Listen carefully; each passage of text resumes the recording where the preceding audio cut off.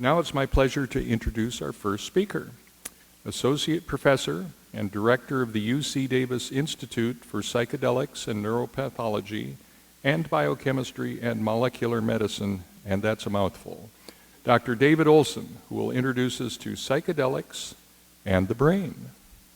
Dr. Olson.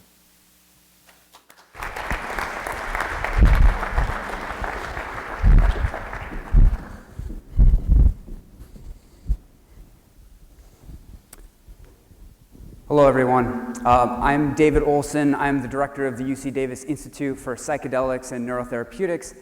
And today, I'm going to tell you a little bit about our efforts to understand exactly what it is that psychedelics do to the brain and how we use that information to engineer better medicines. Medicines that are not only effective, but also safe and scalable.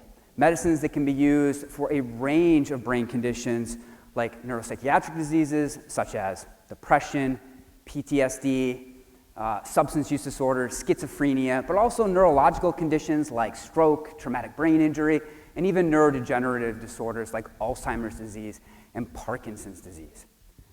But before I do that, I want to tell you a little bit about the way that we've treated disorders like depression for the past 30 years. We have really relied on trying to rectify chemical imbalances in the brain through the use of things like selective serotonin reuptake inhibitors. Now, many people have been helped by these medicines, but they have major drawbacks. Number one, they're very slow acting. They take weeks to months to demonstrate any kind of therapeutic efficacy. And that is a problem for patients who are in crisis and they need help today or tomorrow. Not 1 month from now, not 3 months from now, but today. Number two, they require chronic administration, and that leads to a whole host of side effects. Side effects like weight gain, sexual dysfunction, side effects that are so severe that many patients will simply stop taking their medications. And finally, a third of all patients will never respond to these types of medicines. So clearly, new therapeutic approaches are required. Now, in contrast to what you may have heard, we've known for decades, that diseases like depression are not caused by imbalances in neurotransmitters in the brain. They're not caused by chemical imbalances. They are diseases of neural circuits. And so our approach has been to try to identify small molecule drugs that can repair damaged neural circuits. And by repairing damaged neural circuits, we can produce therapies that are not only fast, they work rapidly, but also that produce sustained effects after just one or a few administrations. And oftentimes, because many brain conditions share damaged neural circuitry, they work across co-occurring conditions. And so we call these medicines psychoplastogens. And in our hunt to identify these psychoplastogens, we became very interested in this class of compounds. These are psychedelics and related molecules. Compounds like LSD, which is associated with the counterculture of the 1960s, psilocin, which comes from magic mushrooms, and MDMA, which has been associated with rave culture. And the reason that we were interested in these compounds is because they have exactly the kind of therapeutic properties that we were looking for. They work rapidly, within 24 hours. They produce effects that last months after a single dose, and they seem to work across brain conditions. And so when we initiated this research, what was really lacking was a mechanistic understanding of why psychedelics seem to be effective. We've known they've been effective for decades, with more modern clinical trials, phase 2 and phase 3 clinical trials demonstrating that they work for diseases like depression and post-traumatic stress disorder and substance use disorder. So it really wasn't until about a decade ago when we discovered that psychedelics from a variety of different chemical classes do something pretty interesting. They promote structural neuroplasticity. And that is exactly what it sounds like. It is the ability of a neuron to change its structure, to change its morphology. And to understand why this is important, this is a huge finding for the field. I just want to really emphasize that. So the next time that or pick up the New York Times or the Wall Street Journal or the Economist and you're reading an article about how psychedelics promote neuroplasticity, know that that pioneering research happened right here at UC Davis, right here.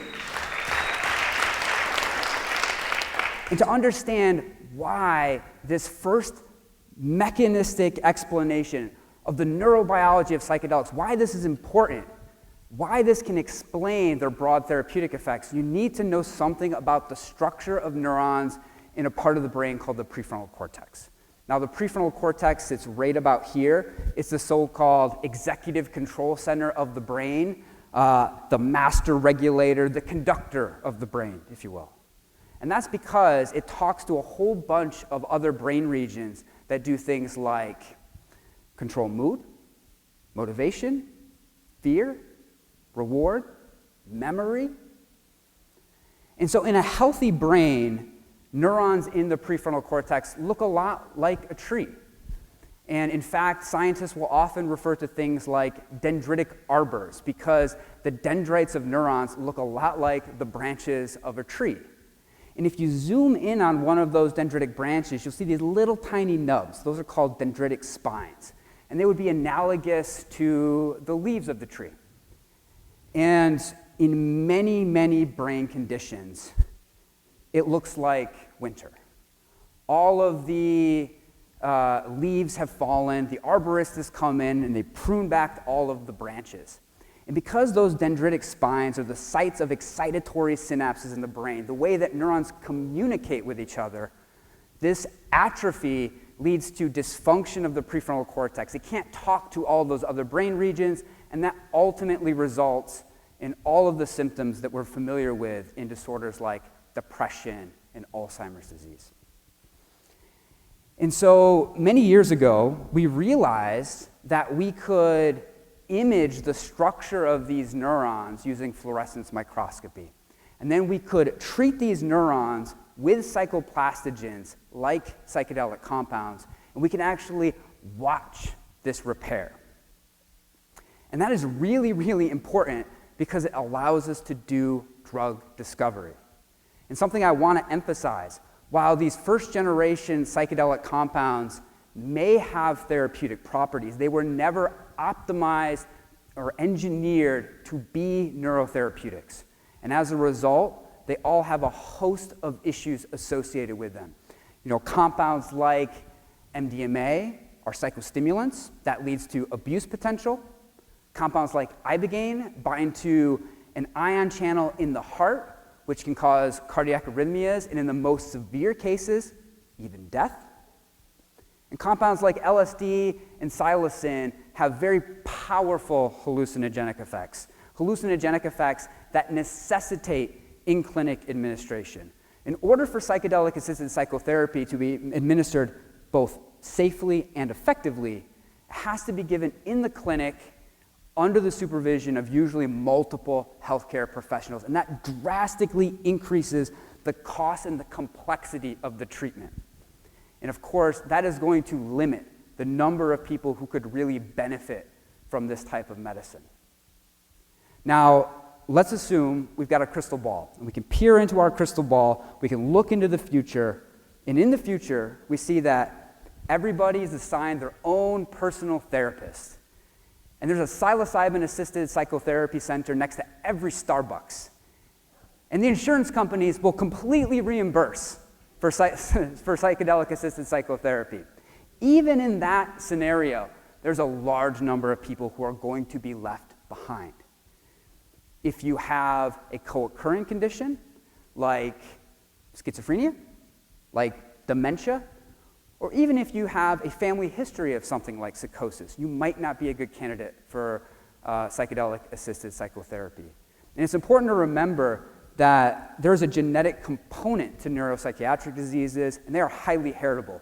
So if you're going to the doctor for your depression, there's a good chance that you might have a family history that would prevent you from taking advantage of psychedelic-assisted psychotherapy.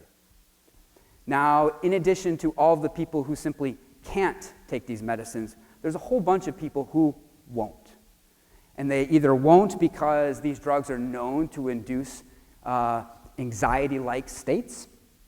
And some people simply don't want to for either personal or religious reasons related to taking psychoactive drugs. And so we really wanted to solve all of these problems, to democratize access to this class of neuroplasticity-promoting medicine. And so fortunately, at the Institute for Psychedelics and Neurotherapeutics, we not only have some really brilliant neuroscientists, but we have a lot of brilliant and creative chemists. And so what we've been able to do is take the structures of psychedelic molecules and simply rearrange a few atoms and chemically evolve them into better versions of themselves. Versions that are not psychostimulants, that do not have abuse potential, that are not cardiotoxic, and that are not hallucinogenic. And these types of medicines we are tailoring for specific indications.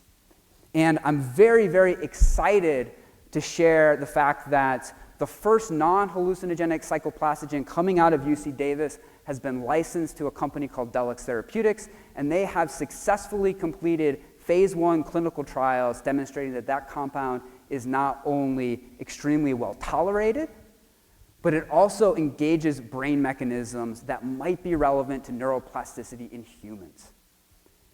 And so they're gearing up for the phase 2 proof of concept studies, and behind that leading molecule, we have hundreds of other compounds that have been engineered and tailored to specific disease indications, to depression, to Parkinson's disease, to Alzheimer's disease, to frontotemporal dementia, to PTSD, to substance use disorders. And so I think that the future of these non-hallucinogenic psychoplastogens are very, very bright. And I want to end by just thanking all of you for your support. This type of high-impact research costs money and can really only be done with the support of very generous donors. And I want to thank you for joining us on our journey to try to impact the lives of billions of people across the world. Now, there's something I didn't mention. 1 in 5 people will suffer from a neuropsychiatric disease at some point in their lifetime. Add on people that have neurodegenerative conditions, you're talking over 1 billion people worldwide. And I'm very glad that you're all going to help us try to address a problem of that magnitude. Thank you.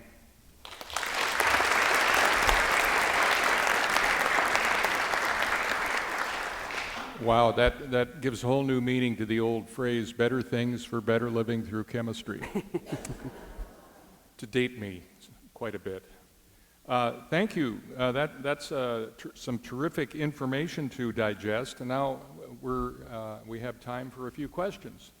Wait for the microphone and it'll happen.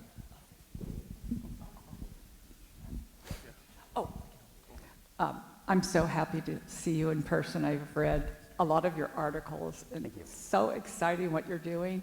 I wanted to know if you know anything about the FDA and when the first of the psychedelics will be approved.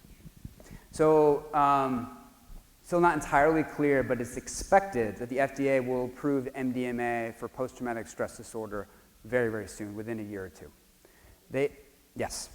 MDMA has already completed phase 3 clinical trials and has been shown to be extremely efficacious for post-traumatic stress disorder when it's combined with additional therapy.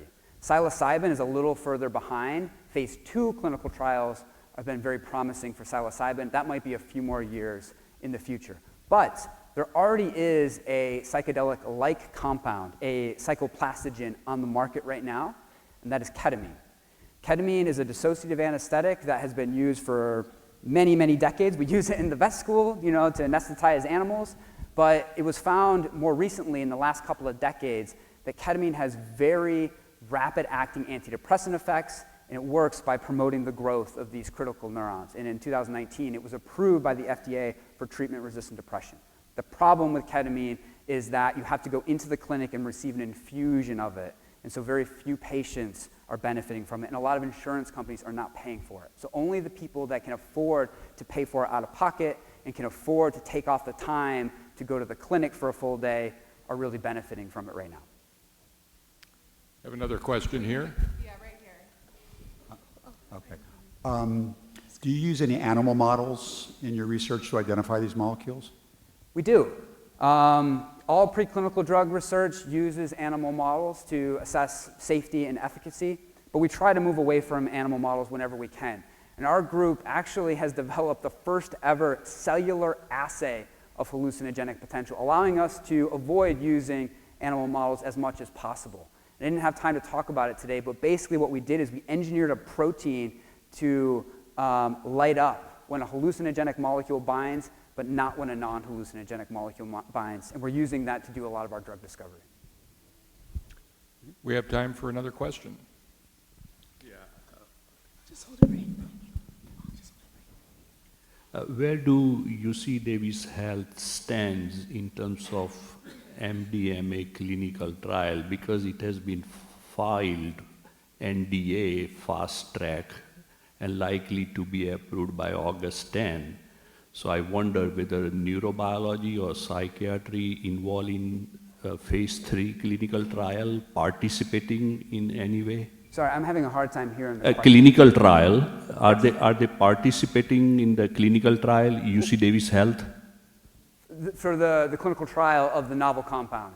No, that's not being run at UC Davis. The first clinical trial was run in the Netherlands. Now, in the future, it's unclear where the sites are going to be for the phase 2 and phase 3 trials. But when you get to phase 3 trials, usually you want to look at multiple sites to make sure that the drug is efficacious in various contexts. Drugs that have to only be used once or twice for effect seem like a good idea for patients, but a bad idea for pharmaceutical companies, because of course they want drugs that have to be given every day for the rest of your life. So will there be challenges commercializing these compounds? Well, I think that Tedx and their investors might disagree. So, you're right, it's a different model. But if you are going to have a lot of cost savings because you don't have to go into the clinic, you don't have to have the therapy associated with it, if it can be a robust treatment, you can bake that into the cost of the molecule and still have a profitable company while still being much cheaper than the alternatives. So these drugs are unlikely to become first-line therapeutics. You're always going to start with the really cheap generic SSRIs, but they might be second-line therapeutics after, or for patients who need help really rapidly because they have suicidal ideation or something like that. So it's a different model completely. The other thing I want to emphasize is that these drugs are unlikely to be cures. It's really hard to completely cure a neuropsychiatric disease or a neurodegenerative condition, but they probably will be used on an intermittent basis. Now, whether that's once a week, once a month, once a year, it's going to depend on the indication and the specific drug. But that is a paradigm shift in the way that we do drug discovery for the central nervous system. And what that means is you don't have drug in your system building up, causing a whole bunch of those undesired side effects in the rest of the body. Our final question. A question. The pioneers in this study, in the 70s, there was some professor or something out of Harvard where they started investigating LSD. Am I correct that it goes way back to that point when they were looking at these drugs to solve some of these problems? Yeah, these drugs have been known for a very, very long time. Actually, compounds like LSD allowed neuroscientists to realize that serotonin and dopamine are in our brains. Like, we knew about LSD before we knew about serotonin. And it was because of the structural similarities of those compounds that we've learned a lot about how neurotransmitters work in the brains. And so it's not just people in Harvard, people all over the world back in the late 50s and 60s is when it really kind of started. 1970 is when this research almost halted because of the Controlled Substance Act. So there was some political backlash to the counterculture of the 60s, and that placed these compounds on a very restrictive Schedule I condition, which means that you need to get special approval from the government to be able to work with them, and you have to store them in very controlled locations, and that drastically limited research. There's been a kind of a resurgence in the last few years, especially with the clinical research, which started really about the mid-90s in places like Johns Hopkins. But there was no really resurgence in the preclinical understanding of their mechanisms or the use of them to develop new drugs until we really started in about 2015. Thank you, Dr. Olson. Really good stuff. That's a fascinating glimpse into amazing potential new treatments in neuropsychiatric and neurodegenerative disorders.